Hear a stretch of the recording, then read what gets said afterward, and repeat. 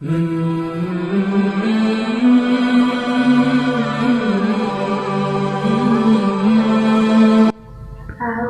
بالله من الشيطان الرجيم بسم الله الرحمن الرحیم۔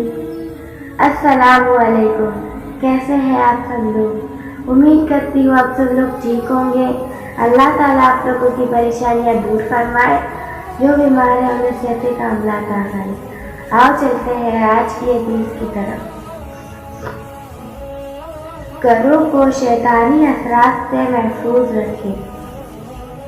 رسول اللہ صلی اللہ علیہ وسلم نے فرمایا کہ اپنے گھروں کو قبرستان نہ بناؤ، یعنی ذکر و اذکار، تلاوت اور دیگر عبادات سے بالکل خالی مت چھوڑو، اور شیطان اس گھر میں کبھی داخل نہیں ہوتا جس گھر میں سورۃ البقرہ کی تلاوت کی جاتی ہے۔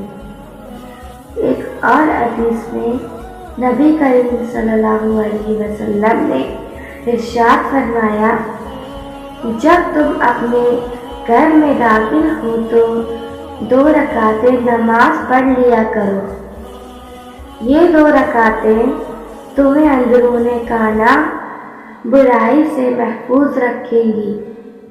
اسی طرح جب تم گھر سے نکلو تو 2 رکعتیں ادا کر لیا کرو، 2 رکعتیں تمہیں بیرون خانہ سے نقصان سے بچائیں گی۔